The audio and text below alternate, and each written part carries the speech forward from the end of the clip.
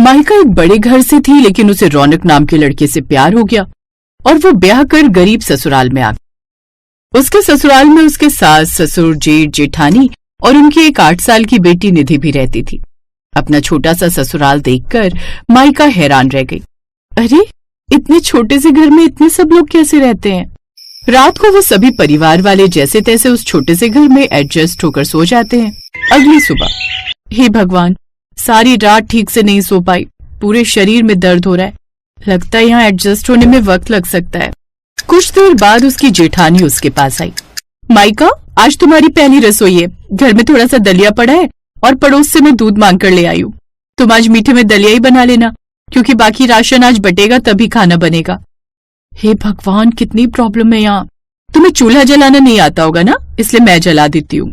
अब वो चूल्हा जला देती है और माइका ने थोड़ी देर में दलिया बनाकर सबको परोसा। अरे, ये क्या बना दिया? अब घर में यही बचा था तो बहू ने यही बना दिया, और बाकी राशन जब आएगा तब देखी जाएगी। अभी यही खा लो। बहू को क्यों कुछ कहते हो? निधि, ये क्या तुमने फ्रॉक पर गिरा दिया? सारे कपड़े गंदे कर लिए तुमने।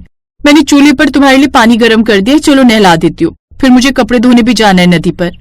भाभी, आप इतनी ठंड में नदी पर कपड़े धोने जाएंगी? हाँ देवरानी जी, तुम्हारे भी कोई कपड़े हैं तो दे दो। नहीं, अच्छा निधि को मैं नहला देती हूँ, पानी गर्म हो गया होगा, आप बाल्टी में डाल दीजिए। कुछ देर बाद उसने पानी डाल दिया, जिसके बाद माइका ने निधि को नहला दिया और जेठानी अनीता कपड़े लेकर नदी पर चली गई, जहाँ ठंडी ठंडी हवाओं के बीच बैठकर वो कपड़े धोने लगी। ये तो हड्डियां गला देने वाली ठंड शुरू हो गई।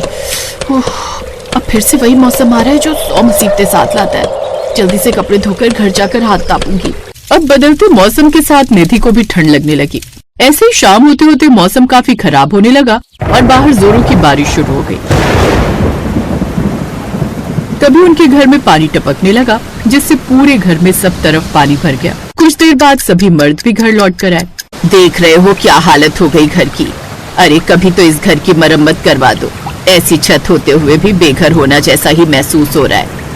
अभी हमारा इतना जुगाड़ नहीं कि हम नया घर बनवा सके या इस घर की मरम्मत करवा सके। माँ, मुझे कितनी ठंड लग रही है। तुम चिंता मत करो, तुम अंदर मेरे कमरे में जो मैं नया कंबल दहेज में लाई हूँ ना, उसे ओढ़ लो, तुम्हें ठीक लगेगा। और माँ जी, मैं और जेठानी जी मिलकर ये पानी निकाल देती हैं। अब बाहर बारिश तो थम ही गई है, इसके बाद भूसा जला दूंगी, जिससे घर गर्म हो जाएगा। ठीक है बहू, कितनी अच्छी बहू है माहिका, इतने बड़े घर से आई है। हमें से वो खुशियाँ नहीं दे पा रहे, लेकिन फिर भी सबके बारे में कितना सोचती है।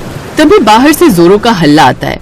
नहीं, हमारा ये घर मत तोड़िए। नहीं। वो सभी झट से बाहर आते हैं, जहाँ वो देखते हैं कि मोहल्ले में बहुत सारी बुलडोजर और पुलिस खड़ी थी। हम सब तुम्हें मौका दे रहे हैं, ये सरकारी जमीन है, इसे तुम्हें आज ही खाली करना होगा, और अगर तुमने 1 घंटे के अंदर इसे खाली नहीं किया तो हम इस झोपड़ी के साथ साथ सब सामान भी तोड़ देंगे। अब कहीं से बड़ा बेटा एक बैलगाड़ी लाया, जिस पर सामान रखकर वो सब वहाँ से चल पड़े। काफी देर तक वो उस बैलगाड़ी पर भटकते रहे। ठंडी हवाएं चल रही थी। कब तक ऐसे ही बैलगाड़ी पर भटकते रहेंगे? तभी माइका की नजर एक पेड़ पर गई, जो कि आधा कटा हुआ बड़ा पेड़ का तना था। कुछ देर बाद वो वहाँ पहुँचे। अरे बाप रे, ये तो कोई पेड़ है, लेकिन इसका तना कितना बड़ा है। जब ये बड़ा हो जाएगा तो इसका पेड़ कितना बड़ा होगा। अरे सब छोड़ो, तुम दोनों पहले लकड़ियाँ जला दो। निधि को देखो, ठंड लग रही है। माँ, बाबूजी, आप दोनों निधि को लेकर तब तक इस तने के सहारे बैठ जाइए। मैं चटाई बिछा देती हूँ और कंबल उड़ा देती हूँ, तब तक हम बाकी इंतजाम करते हैं। अब दोनों बेटे उस मोटे से पेड़ के तने को काटने लगे। वो उसे लगातार काटने पर लगे हुए थे, लेकिन काफी वक्त हो गया, वो उनसे कट ही नहीं रहा था। ये तो बड़ा मजबूत है रे, हमें तो इस ठंड में भी पसीने आने लगे। हाँ, इतना मजबूत तो हमारा घर नहीं था जितना कि ये तना है। फिर किसी तरह उन्होंने थोड़ी सी लकड़ी काटी और फिर दोनों भाइयों ने आग जलाई, जिससे उन सभी को थोड़ी राहत मिली।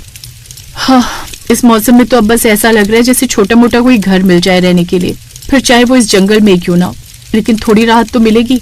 जेठानी ये बात बोल ही रही थी और माइका लगातार उस पेड़ के तने को निहार रही थी।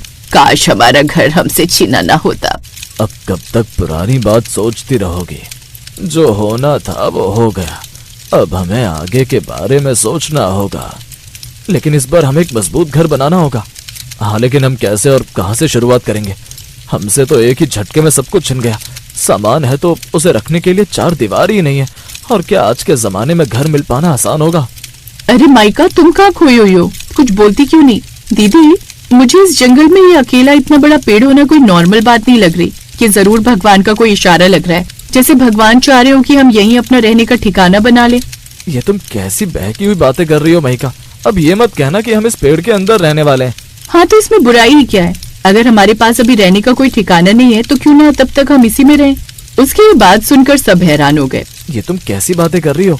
हाँ, अपने ट्री हाउस के बारे में नहीं सुना? जब लोग मनोरंजन के लिए इतने पैसे देकर उसमें रहने जा सकते हैं तो फिर हम क्यों नहीं। लेकिन इस पेड़ को घर बनाने का काम हम सुबह करेंगे। अभी रात हो गई है, हम यही चटाई बिछाकर सो जाते हैं। अब वो सब वही चटाई बिछाकर सो जाते हैं। लेकिन पास में ही नदी थी, जिस कारण वहाँ काफी ठंडी ठंडी हवा चल रही थी और किसी को भी ठीक से नींद नहीं आ रही थी। फिर अगली सुबह तो मौसम और भी ठंडा था। अब तो माँ तेज भूख लगने लगी है। भूख के मारे पेट में भी दर्द हो रहा है। लेकिन हमारे पास तो खाने को कुछ भी नहीं बचा है। जो उस रोज राशन मिला था वो भी खत्म हो गया। भूख तो सभी को लगी है। एक काम करता हूँ, मैं और रौनक जाकर काफी पीछे जो दुकान दिखी थी वहाँ से कुछ सामान ले आते हैं। अब दोनों भाई उस तरफ चल पड़ते हैं, लेकिन बीच रास्ते में ही काफी तेज आंधी आने लगी। भैया, ये आंधी तो काफी तेज आने लगी है। ऐसे में ये कहीं हमारे लिए मुसीबत न बन जाए। चलिए वापस चलते हैं। नहीं रौनक, हम यहाँ तक आ गए हैं तो थोड़ी देर और सही। चलो तब तक कोई सुरक्षित स्थान देखकर वहीं पर रुक जाते हैं। इधर माइका और उसके ससुराल वाले भी आंधी तूफान से परेशान हो जाते हैं। मेरी आंखों में धूल चली गई माँ। रुक मेरी बच्ची, मैं अभी फूंक मार देती हूँ। माँ जी, बाबूजी, हमें जल्दी से इस पेड़ के अंदर जाना होगा। लेकिन हम इसमें जाएंगे कैसे? चलिए मैं बताती हूँ। माइका एक बड़ा सा पत्थर उस पेड़ के आगे लगा देती है। सभी उसके अंदर चले जाते हैं।